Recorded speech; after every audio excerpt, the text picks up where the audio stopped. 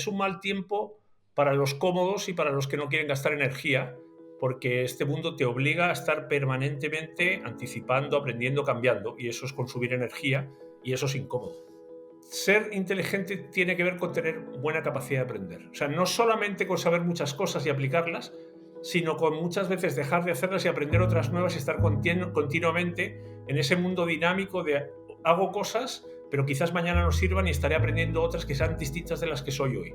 Entonces, combina ese saber tomar decisiones con estar con la mirada hacia adelante viendo qué es lo que va a ocurrir para aprender cosas que hoy no sé, pero mañana voy a necesitar, y no morir en el intento. Ser capaz de estar es un poco esquizofrénico porque estás en el presente y en el futuro al mismo tiempo. En realidad estás en el pasado, en el presente y en el futuro, porque el presente es tu pasado. O sea, hoy es la cosecha de tu pasado. Tú y yo somos lo que hemos vivido hasta ahora.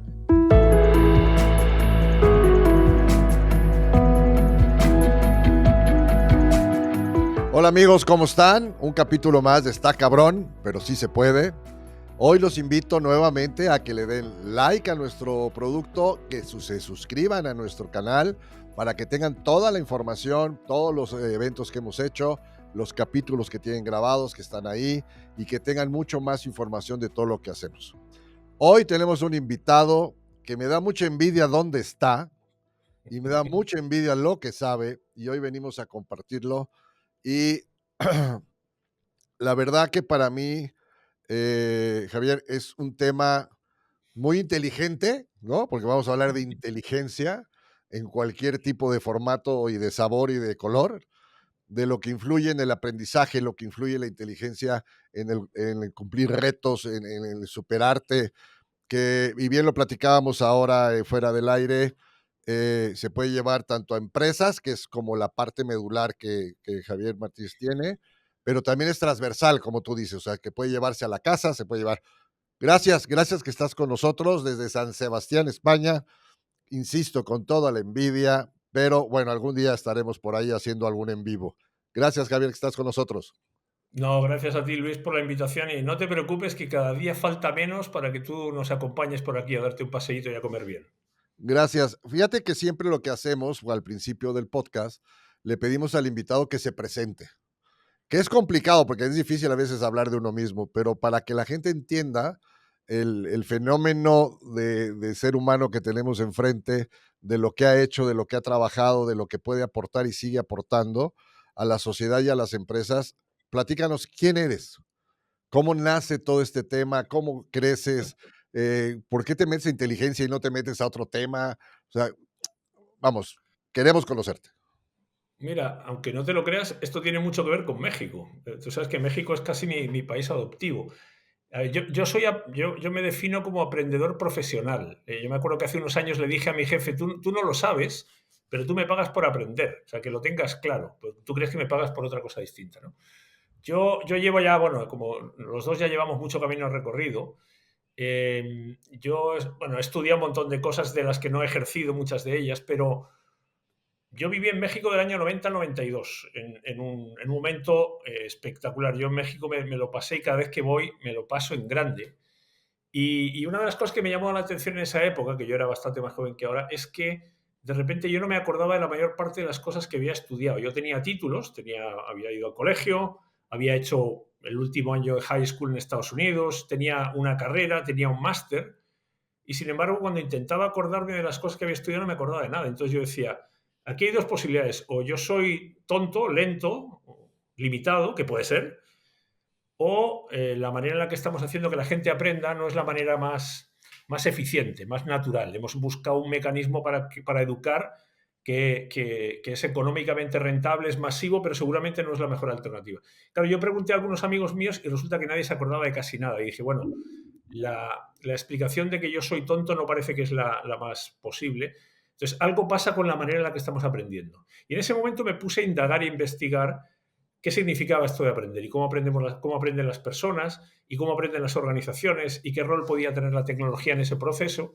Entonces fue por casualidad, porque yo vivía en ese momento en México, en el DF, y estaba con una beca del gobierno vasco de comercio exterior, un pasado mío que ya no tiene nada que ver, y fue ahí donde se me despertó esa inquietud, ¿no? De intentar entender por qué yo creía que estudiar era lo mismo que aprender, por qué hacer cursos, por qué la formación, por qué los exámenes, por qué los profesores, los contenidos, las notas, toda la liturgia y la ceremonia que conocemos.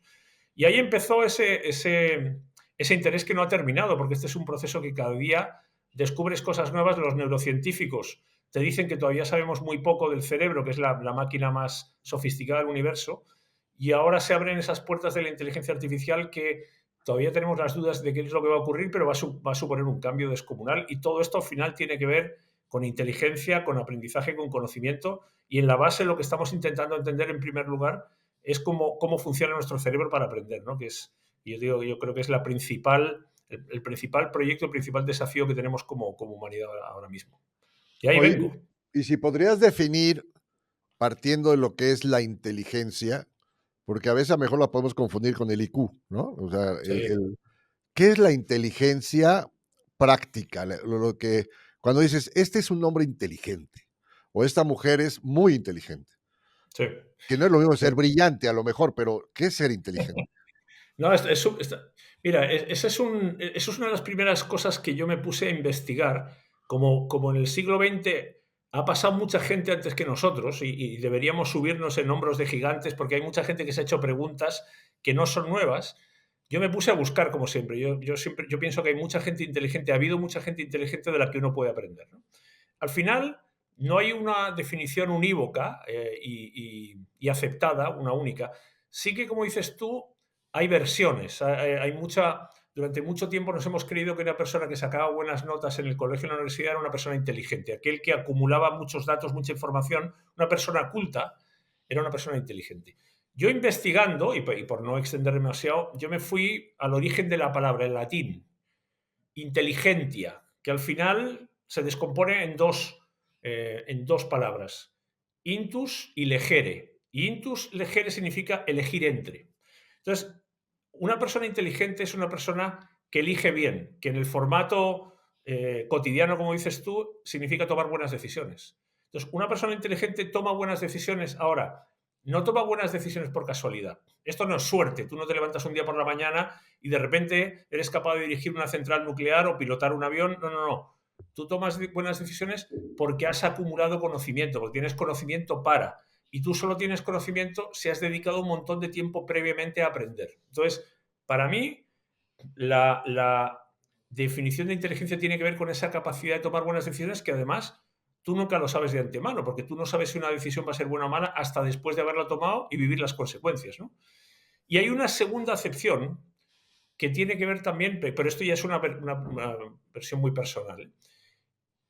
Ser inteligente tiene que ver con tener buena capacidad de aprender. O sea, no solamente con saber muchas cosas y aplicarlas, sino con muchas veces dejar de hacerlas y aprender otras nuevas y estar continuamente en ese mundo dinámico de hago cosas, pero quizás mañana no sirvan y estaré aprendiendo otras que sean distintas de las que soy hoy.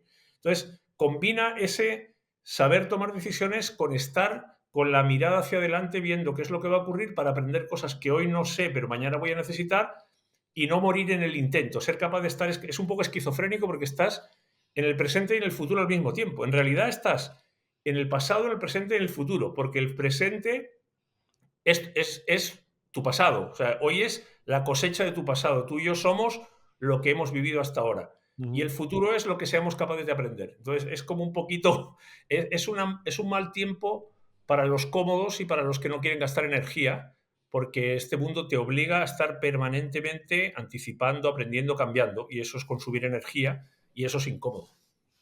Oye, y el tema de hablando de la inteligencia, ¿es como un adjetivo calificativo para personas o para empresas?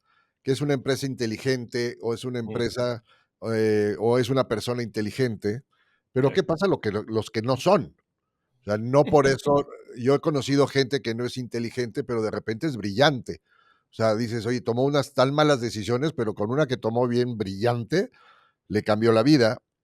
Y entiendo lo que dices, que el aprendizaje apoya mucho este tema, ¿no? Cuanto sabes, es más cercano a que acertes en el tema de tomar una buena decisión. Sí, claro. Pero no todos somos inteligentes. ¿O hay medidas de inteligencia o cómo funciona esto? O sea, yo creo que hay mecanismos, pasa mucho con los intangibles, que, a ver, voy a hacer un rodeo por otro lado. Venimos de un mundo ingenieril. vivimos en un mundo ingenieril. O sea, tú sabes las máximas de lo que no se puede medir no existe, entonces no se puede mejorar, Drucker, Descartes. Hemos vivido siempre en un mundo tangible, donde las cosas pesaban, medían, se podían comprar, vender, transportar, almacenar. Y ese era un mundo finito. Y por eso la competencia nos ha obligado siempre a luchar porque hemos creído que no había suficiente para todos. Pero venimos de un mundo numérico, ¿sí? Y ese es un mundo ingenieril y masculino. Me hacía gracia cuando tú decías, oye, el perfil de nuestro programa está cada vez yendo más hacia un público femenino. Bueno, el mundo está dirigido por ingenieros hombres. Da lo mismo si nos parece bien o no, porque esa es otra discusión, pero ¿por qué yo digo esto? Porque cuando yo miro la composición de los equipos directivos en los que me toca a mí hacer consultorías o conferencias, que de hecho hemos colaborado alguna vez juntos, yo lo que miro es que la composición de los equipos directivos es mayoritariamente masculina y cuando tú ves la profesión de las personas que están en los equipos directivos, mayoritariamente son ingenieros. Entonces, ese es un mundo que se mide, que se mueve a través de lo que es medible porque ellos tienen que entregar resultados, porque tienen objetivos que hay que cuantificar, etcétera, etcétera.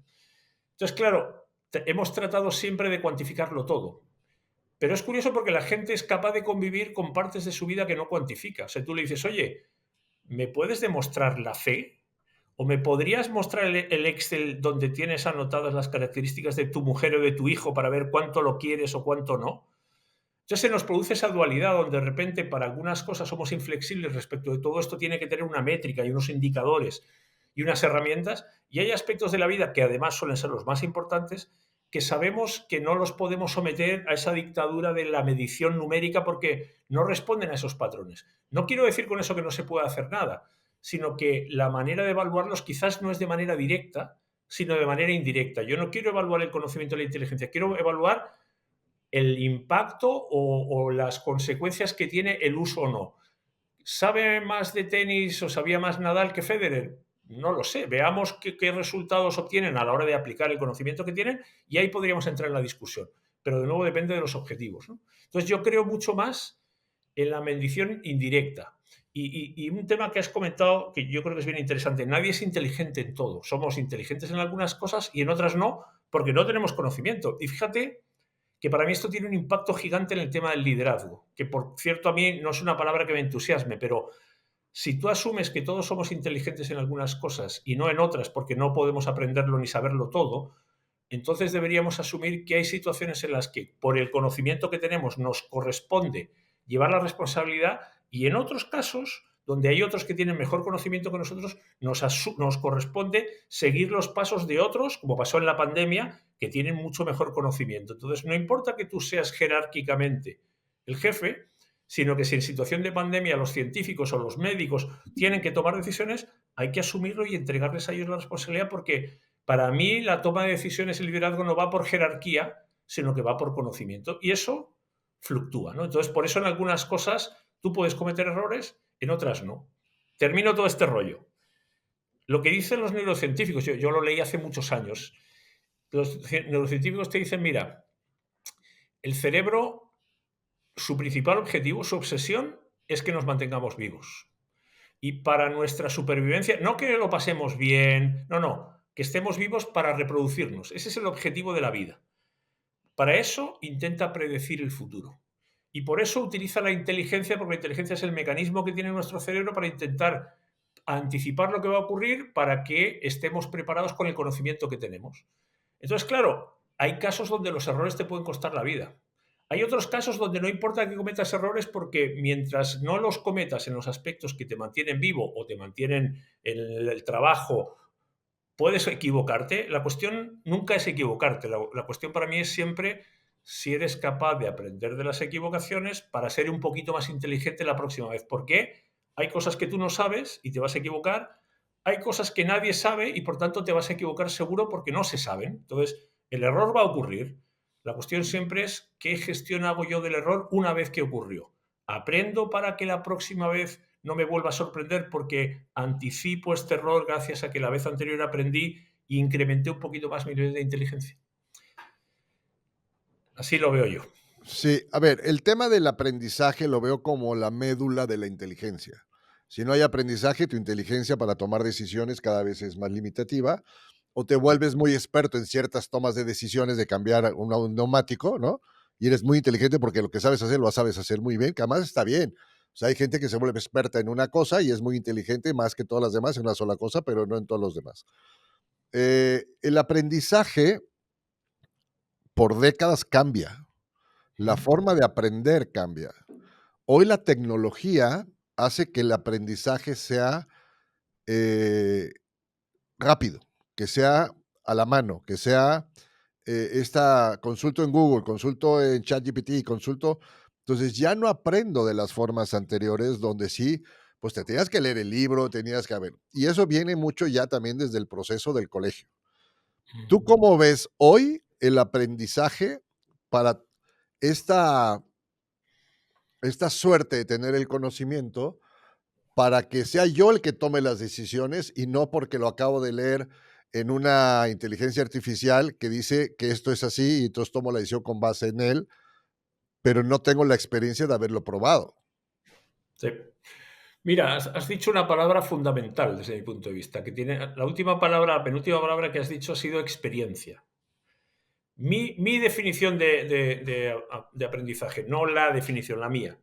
Aprender es acumular experiencia, reutilizable en el futuro. Aprender no es estudiar. Estudiar podría ser un subconjunto, Mm, pero si tú no recuerdas la mayor parte de las cosas que aprendiste en el colegio, ese proceso de aprendizaje no fue muy eficiente, ¿no? ujú. Y eso es lo que les pasa a la mayoría de los adultos, que si tú le dices, oye, ¿tú serías capaz de aprobar alguno de los exámenes del colegio o de la universidad? Y la mayoría te reconocen que no. Entonces, aprender consiste en acumular experiencias reutilizables en el futuro. ¿Por qué? Porque cuando tú la próxima vez que te enfrentes a esa experiencia, tienes que ser capaz de reutilizarla porque ya la aprendiste antes, ¿no? Yo, por ejemplo, siempre digo, yo me podría jugar todo mi dinero a que mañana va a amanecer. ¿Por qué? Bueno, porque yo llevo 59 años viendo amanecer. ¿Por qué? Porque lo he aprendido y lo reutilizo cada vez que lo necesito y lo recuerdo. Aprender tiene mucho que ver con recordar, ¿sí? Entonces, fíjate que si el aprendizaje tiene que ver con experiencias, para que alguien aprenda, yo lo tengo que someter a una experiencia. No basta con que lea o con que escuche o con que mire, está muy bien, pero no es suficiente. Tengo que probar, tengo que experimentar y ojalá, y aquí hago un pequeño paréntesis, para mí el error es el principal detonante gatillante del proceso de aprendizaje, porque cuando tú te equivocas en algo que quieres conseguir, no puedes evitar intentar explicarte por qué te estás equivocando, porque está pasando algo distinto de lo que tú esperabas.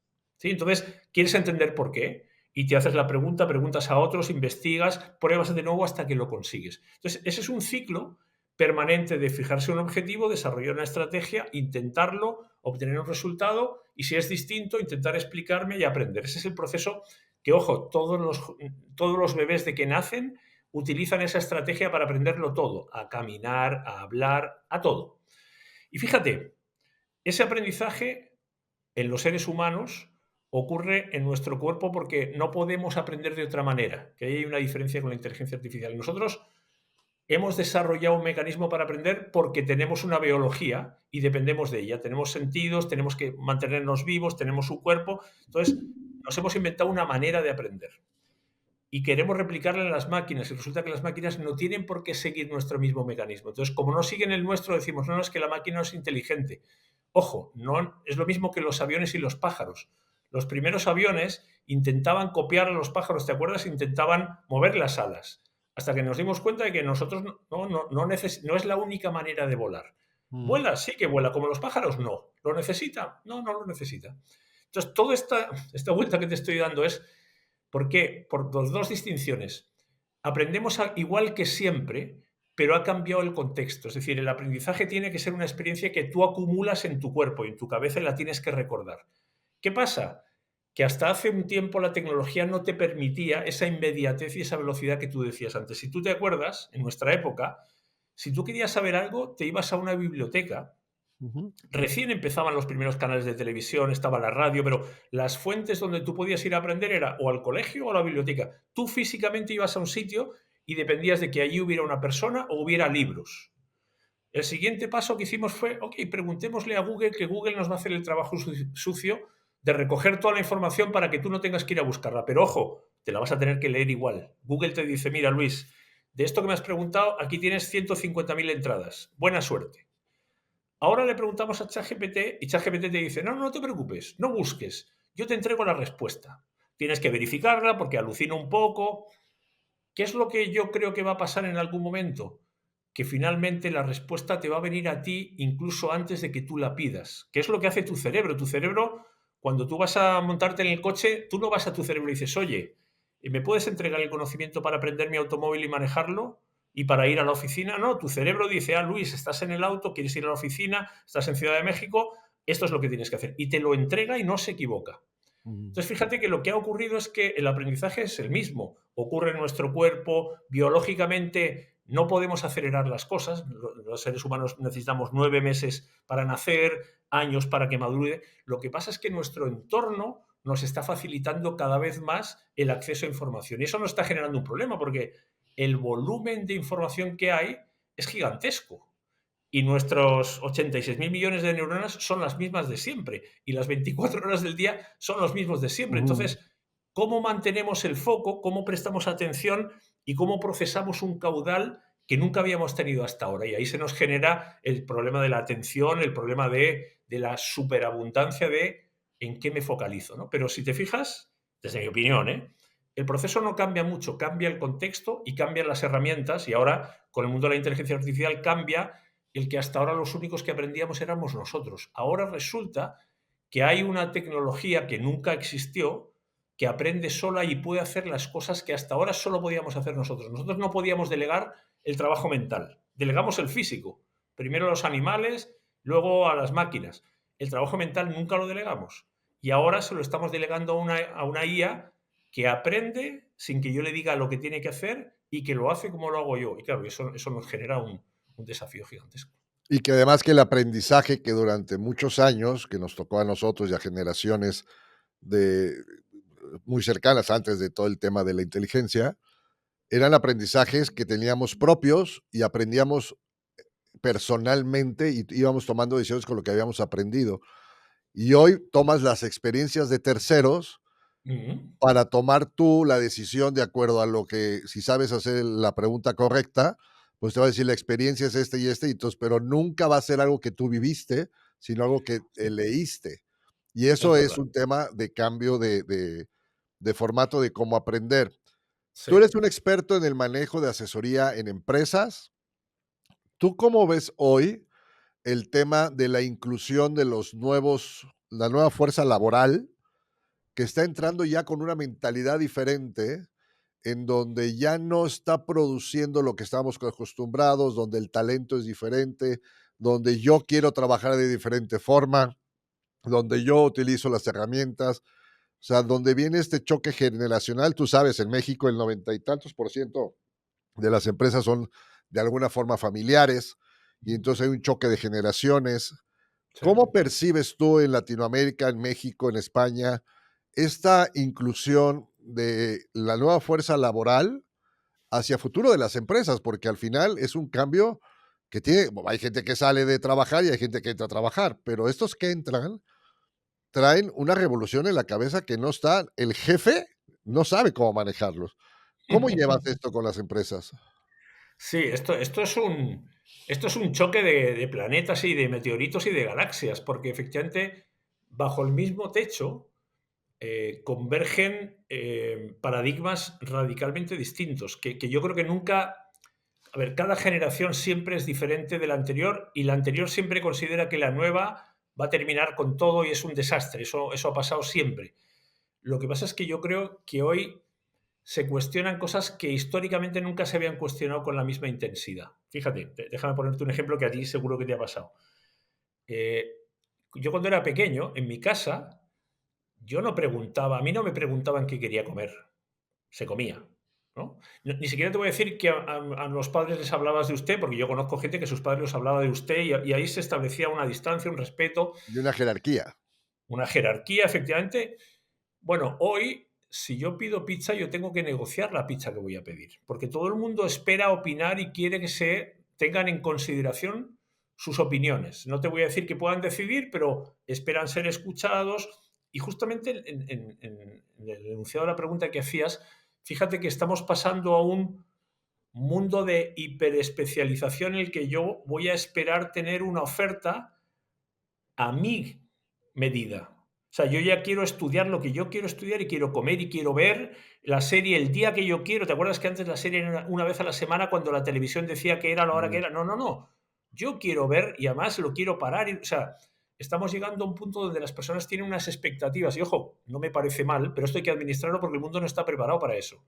Cada uno espera llegar a una empresa y espera contribuir, y muchos de ellos esperan llegar seguramente mucho más rápido y a tomar decisiones de lo que están preparados, pero ahí se produce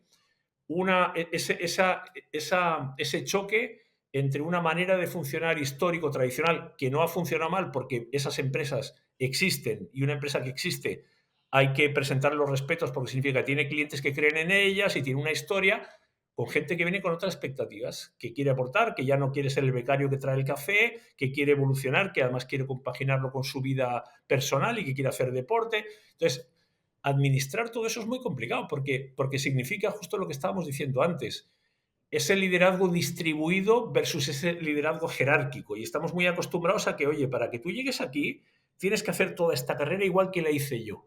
Y resulta que ahora el mundo ya no va así, ya se acelera y sobre todo pasa una cosa, pasan un par de cosas. Las personas yo creo que en general están mucho más dispuestas o yo creo que tienen más herramientas para, para buscar su propio camino. O sea, antes yo Ujú. creo que incluso esto era un tema cultural, ¿eh? Era educativo, o sea, mucha gente se le educaba para encontrar un trabajo o bien como funcionario público o bien en una gran empresa y tienes tu vida resuelta y estarás toda tu vida en una empresa. Y hemos conocido mucha gente que estuvo 30, 40, No, 50 años en bueno, la misma organización. claro. Hoy en día eso es muy difícil que ocurra. ¿Y qué pasa? A mí me lo han dicho, seguro tú lo has oído también.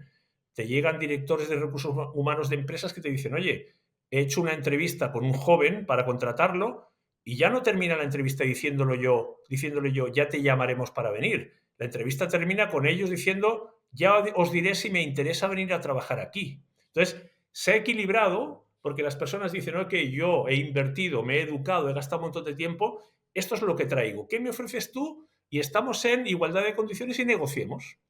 Entonces, claro, administrar todo eso es un desafío gigante porque yo creo que cuestiona en la línea de flotación la estructura, el organigrama, los poderes, los roles, porque ahora es el conocimiento el que manda. Esto es lo mismo que pasa en un equipo de fútbol. El que más cobra no es el presidente, no es el que está arriba en la jerarquía. Seguramente en el organigrama está para acá abajo, pero es el que mete los goles y el negocio depende de ese.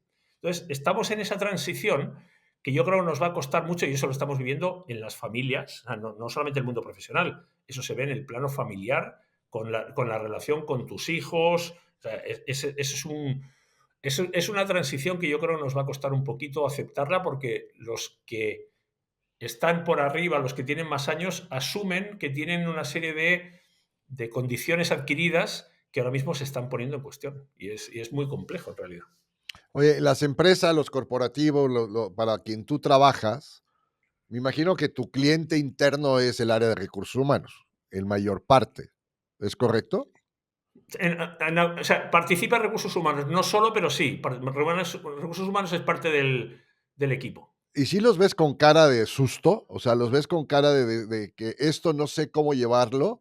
Porque ellos tienen un aprendizaje de la práctica, gente que lleva 20 años de director de recursos humanos o 10 años de director comercial, o sea, todos aquellos que dependen de su personal y de repente encuentran gente mucho más capacitada en tema de inteligencia artificial, gente que son expatriados, que tienen otro idioma, que tienen otra forma y otra educación. Encuentras gente de edades donde ya puedes contratar gente de 22 años que te hacen cosas maravillosas en ciertas áreas. Encuentras un desarrollo de perfiles diferentes. El otro día platicaba con un alto director, bueno, un director de recursos humanos de una empresa muy grande, que dice, es que ahora ya no hay que contratar por género, porque si es hombre, mujer y los directivos y todo lo demás, es por la energía masculina o femenina que requiere cada uno de los puestos. O sea, no vas a poner en mercadotecnia a alguien que es una energía radical, que para eso está bien, a lo mejor un contador, un auditor, pero tienes que elegir de esa forma. Entonces, ha cambiado la empresa. ¿Qué es lo que más te piden a ti con base en lo que tú has vivido, de lo que te solicitan? ¿Cuáles son las necesidades a cubrir a corto plazo en este sentido de urgencia de que, pues, tengo rotación de personal? La gente que llega me dice: "Yo te busco", ¿no? En lugar de decirle: "Yo te aviso", te dice: "Pues déjame ver si me parece porque estoy viendo otras cosas", que Sí, sí, quieren sí. home office, ¿no? O sea, porque viven Sí, a su aire.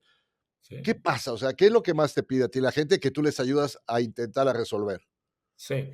A ver, yo te diría lo que veo yo más, pero yo aquí soy subjetivo y parcial, es lo que yo llamo desarrollar el músculo de aprender. Yo lo suelo graficar de una manera un poquito ridícula. Y es que tú tienes una persona que tiene un bíceps del brazo derecho muy desarrollado, pero tiene un bíceps del brazo izquierdo raquítico, porque nunca lo ejercito. Entonces, Ujú, yo les suelo ridiculizar esta situación a muchas organizaciones. Les digo, mira, tú eres muy bueno para producir, eres una multinacional, estás en todos estos países, has tenido unos resultados gigantescos, pero en un mundo que va cambiando cada vez más rápido, esa historia no te asegura que mañana vas a seguir funcionando igual. Entonces, no vas a dejar de producir porque tu negocio es producir, pero tienes que compensar este desequilibrio aprendiendo al mismo tiempo que trabajas. No puedes permitirte producir y no aprender, porque el precio que pagas es muy caro. Entonces, ese músculo se puede desarrollar, igual que hay un músculo que se preocupa del dinero, y hay un músculo que se preocupa de los datos, y un músculo que se preocupa de los clientes, y otro de los productos, pero no hay un músculo que se preocupe de aprender. Entonces, fíjate que yo veo recursos humanos tiene una oportunidad gigante que no estoy seguro si la quiere ver o si la ve, si quiere tomarla, porque te obliga a desarrollar competencias distintas, que es justamente hacerse cargo de desarrollar ese músculo, de meter en los procesos el aprender antes de hacer las cosas, aprender mientras las estoy haciendo y aprender después de que las hago. No voy a dejar de hacer nada, simplemente voy a añadir oye, antes de hacer esto, alguien lo habrá hecho antes, ¿qué es lo que sabemos para no trabajar solo con lo que yo sé? Mientras estamos ejecutando, ojo, dediquemos un poquito a recoger lo que ha pasado, qué ha salido distinto de lo esperado, por qué, cómo lo hemos corregido. Y al final entregamos no solamente el resultado, también lo que aprendimos con la respuesta a la pregunta, si lo volviéramos a hacer, ¿lo haríamos igual o lo haríamos distinto y qué cambiaríamos? Entonces, no cambia tu negocio, cambia que estás pendiente no solo de lo que haces, sino de lo que estás aprendiendo, porque si mañana pasa algo distinto, empiezas a estar mejor preparado que otros. Entonces, yo veo eso, esa conciencia. Claro, tus cursos de formación son una manera de reaccionar, pero es como decías tú, es insuficiente. ¿Por qué? Porque el ritmo es tal que yo no puedo esperar a que dentro de 3 meses haya un curso de IA generativa. No puedo, lo tengo que hacer ahora, hoy. Y además, ese conocimiento está ya en cualquier parte. Tú decías antes, yo para tener empleados los tengo que tener físicamente en mi oficina. No, yo puedo tener empleados virtuales en cualquier lugar del mundo si me están contribuyendo con su conocimiento a mi empresa. Entonces, el, los bordes de la empresa se empiezan a desdibujar. ¿Dónde empieza y dónde termina? Es cuestión de edad, es cuestión geográfica. Y te cuento el último ejemplo, fíjate. Yo estuve hace unos meses con 3 chavales, 3 ingenieros de 22 años en Chile. Y me dicen que, no, 2 ingenieros y un psicólogo. Y me dicen los ingenieros, mira, no terminamos la carrera. Fíjate, eran chavales de buena familia, o sea, gente con dinero, que empezó la carrera en buenas universidades y en segundo año se fueron. Y les digo, ¿por qué os fuisteis? Y me dice uno, mira, en la clase de inteligencia artificial, yo en ese momento era beta tester de OpenIA hace un par de años, y resulta que lo que me estaba contando el profesor de una buena universidad en inteligencia artificial era algo de hace 5 años. Yo sabía más que el profesor. Y dije, me voy de aquí. Y montaron una startup de inteligencia artificial. Y me dicen los tíos, 2 tíos de 22 años, me dicen, lo primero, el conocimiento es la empresa, me dicen ellos, ¿eh? Es que nuestra empresa es conocimiento. Y me dice, somos 4 socios, nosotros dos, el psicólogo, y el cuarto socio es una inteligencia artificial, que la estamos entrenando con todo lo que hacemos. En la oficina tenemos puestos micrófonos y todo lo que hablamos lo vamos grabando y vamos alimentando una inteligencia artificial con todo nuestro conocimiento. Y me dicen los tíos, me dicen, de hecho, estamos cometiendo un error. No estamos grabando esta conversación, me dicen. 2 chavales de 22 años que ni siquiera terminaron la carrera. Y yo les digo, oye, pues están trabajando con agentes y tienen un agente que controla a otros agentes, un agente crea los presupuestos, otro hace las propuestas. Y yo les digo, o sea, que vosotros creéis que es factible tener una empresa sin empleados. Y me dicen, por supuesto, hacia eso estamos trabajando. Entonces, fíjate que la gente en recursos humanos que lleva toda la vida haciendo algo que le ha resultado, tiene un paradigma y unos chavales de 22 años que tarde o temprano van a ser los que van a estar dirigiendo lo que está ocurriendo, tienen otro concepto absolutamente distinto. ¿Esto puede converger? Yo creo que va a tener que converger, pero hoy en día son casi como antípodas, están pensando en cosas totalmente distintas y todos viven en el mismo mundo. Oye, esto es en el tema de las empresas, pero ¿qué pasa con todos aquellos que generan ingresos en lo individual?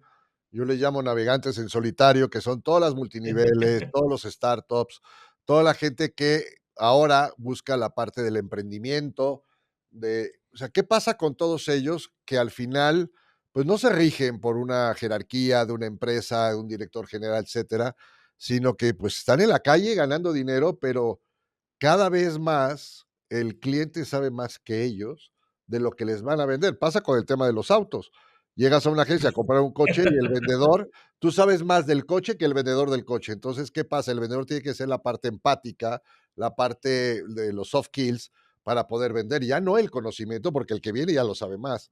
Sí, Pero, ¿qué, qué le recomendarías a toda esta gente que también nos escucha, que son emprendedores, que sí. son gente de multiniveles, representantes médicos, que viven de salir a la calle a vender, que se les ve que la tecnología, a mí me da mucha gracia porque te dicen, bueno, yo la tecnología no es lo mío, ¿no? Digo, es que debe ser lo tuyo, es que no me entra, ¿no? Pero eso es, ¿qué? ¿Va a ser raza en extinción? No, fíjate o sea, la tecnología no puede no ser lo tuyo, porque finalmente la tecnología es conocimiento. Mira, yo creo lo siguiente, la venta nunca va a desaparecer, porque y de hecho una empresa que no vende o un individuo que no vende desaparece. Claro, la venta en realidad es tener la habilidad de detectar necesidades que alguien tiene y que no es capaz de cubrir o porque no puede o porque no quiere. Porque yo no sé, tú me imagino que te acuerdas que hace años las multinacionales tenían dentro agencias de viajes, editorial con imprenta, publicidad, se lo hacían todo. Hasta que dijeron, ¿cuál es mi negocio? Y el resto lo saco. Entonces, hay siempre oportunidades. Lo que pasa es que estas oportunidades te obligan a un concepto que parece contradictorio, que para mí es la respuesta a lo que hacemos, porque yo estoy en ese mundo que dices tú. Yo tengo una pequeña consultora, pero hago conferencias, o sea, yo soy un navegante también. Ujú, ¿Cuál es mi único método de supervivencia? Aprender más rápido y aprender cosas que mis clientes no saben, porque si les voy a contar, como dices tú, lo que ellos ya saben, no estoy muerto, pero siempre ha sido así. Si le voy a ofrecer lo que él ya tiene o no necesita, estoy muerto. Esto me obliga a aprender del futuro. Yo le puse ese nombre hace un montón de tiempo que suena a contraintuitivo. ¿Cómo vamos a aprender lo que no ha ocurrido todavía? Bueno, lo que ya se sabe, tarde o temprano lo van a hacer las máquinas y se lo estamos enseñando a las máquinas. Eso se llama automatizar. La máquina hace lo que nosotros sabemos. La máquina lo que no hace es lo que no sabemos. Entonces, ¿eso a qué te obliga? A estar continuamente haciéndote preguntas, siendo curioso, invirtiendo energía, imaginando escenarios. Y fíjate, Luis, que aquí se produce una contradicción. Históricamente, las habilidades que hemos valorado, que han sido las que hemos premiado durante la educación, han tenido que ver con la puntualidad, con la disciplina, con la memorización, con la obediencia, con no salirte con repetir lo que el profe te dice. Eso es todo lo que hace mejor la tecnología y ya lo va a hacer mejor. ¿Cuáles van a ser esas habilidades que yo creo que hay que desarrollar? Que, ojo, todo el mundo las lleva de fábrica, ¿eh? Esa es la buena noticia. Esa curiosidad, esa imaginación, esa creatividad, porque eso es lo que te permite anticiparte un par de pasos a tu cliente para que yo no le cuente la conferencia de hace 5 años, le tengo que contar la conferencia de lo que él todavía no ha visto, no ujú. tiene tiempo para andar investigando porque su negocio es otro, pero sí que está dispuesto a que alguien le venga y le haga un update de lo que él no tiene tiempo para hacer. ¿Eso qué te obliga? A estar continuamente aprendiendo. O sea, estar continuamente invirtiendo en recuestionarte lo que haces para decir, oye, habrá otra cosa. Y ojo, y siempre mapeando quiénes son mis clientes que tienen una necesidad para los que yo soy una respuesta, ¿no? Pero yo creo que es un mejor mundo, no es un peor mundo, pero te obliga a cambiar. Si tú quieres que tus clientes cambien, primero tienes que cambiar tú. Oye, y llevando esto en forma transversal a la familia, encontramos padres que están muy aislados ya de los hijos, o los hijos están muy aislados, se vuelven cápsulas dentro de la casa, eh, porque eso de salirse de casa es imposible ya, ¿no? Eso es un tema aparte. Pero esta relación padres e hijos, con el tema de tecnología, eh, y entiendo que el aprendizaje de la gente, de los padres, debe ser como que mucho más rápida para ir de la mano un poco de los hijos. Se han complicado las relaciones, se han complicado porque se aíslan y entonces llega un momento que los hijos viven en un mundo tecnológico y de rapidez y de poder, es el clásico de que, a ver, el móvil dáselo a tal para que te lo arregle, ¿no? Y todo lo solucionan. ¿Tú qué recomendarías a los padres de familia, a esta generación de 50, 55 años, de poder aprender de alguna forma, nunca a la escala de lo que hacen los hijos, pero cómo acercarse para no perder esta relación padre-hijo y no terminen los hijos, es que mamá, tú no sabes, es que papá, no, ¿para qué te lo explico si no lo vas a entender? Me cuesta recomendar porque yo esa situación yo la vivo todos los días en Y mi yo, casa. Yo tengo dos hijos aunque tengan 20 y 18, para mí son adolescentes y, y esa convivencia es muy compleja. Y yo creo que el mundo efectivamente se ha complejizado. Esa ejemplo que yo ponía antes de pedir la pizza, antes era más fácil gobernar porque había menos que discutir, estaban mucho más marcados los papeles. Tenías menos libertad, pero era más control, era más predecible lo que pasaba. Ahora, en el momento que hay más variables, el mundo se vuelve más impredecible. Llega la tecnología, llega que hemos incrementado la libertad, la posibilidad de acceder a bienes, hemos creado muchas más oportunidades y se ha vuelto un entorno mucho más complejo. Yo soy muy pro tecnología y soy muy poco de prohibir y mucho más de confiar. Pero esto es complejo. Yo sé que no es aplicable en todos los casos y yo mismo lo vivo, como te digo, en mi propia carne, ¿no? Yo creo que la mejor herramienta educativa es el ejemplo. Pero puta que es jodido, porque tú puedes dar ejemplo y puede que no pase nada y tienes que persistir y puede que pasen años hasta que las cosas ocurran porque es muy difícil obligar a que la gente haga algo si no está convencida de ello. En el colegio nosotros hemos sido expertos en hacer como que creíamos en Dios o como que estábamos atendiendo en clase o como que respeto y por dentro sabíamos que no era verdad. Yo prefiero las cosas mucho más abiertas. Yo prefiero confiar sabiendo que en la confianza te van a surgir problemas, va a haber gente que no lo va a entender, que te va a decepcionar, pero yo prefiero partir de ese paradigma. Pero como te digo, es un proceso complejo porque primero tú tienes que estar muy seguro, tienes que persistir, tú tienes que decir, no, no, no es lo que yo digo, es lo que yo hago, te invito a que lo hagas, hay que persistir en el tiempo y luego, y yo creo que ese es un aspecto interesante, ¿eh? Hay que reconocer que nuestros hijos saben más que nosotros en determinadas cosas. Históricamente los padres siempre sabían más y los hijos no podían hacer nada y era como algo que se arrastraba por los siglos de los siglos. Tu hijo y tu padre estaba a punto de morirse y todavía te daba lecciones. Hoy en día no. Hoy en día tus hijos saben más, igual que tú les has enseñado, ponerte en el papel de alumno para que ellos te enseñen, yo creo que debiera ayudar a afianzar esa relación. Pero, bueno, aquí hay tantos casos como personas hay, ¿no? Yo creo que hay oportunidades asumiendo que el mundo es bastante más complejo y que, ojo, y no quiero dejar de pasar este mensaje, ¿eh?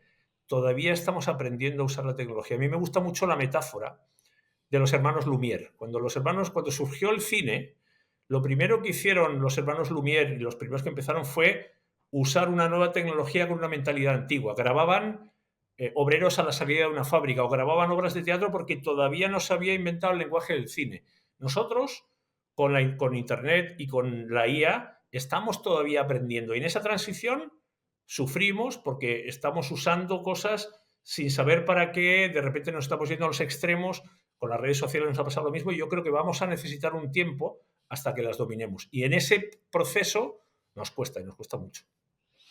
amigos, ya lo vieron, está cabrón, pero sí se puede. Al final, el manejo de la inteligencia, que como bien dice Javier, es la toma de decisiones, que no puede haber toma de decisiones sin aprendizaje, y el que más aprende es el que mejor toma decisiones.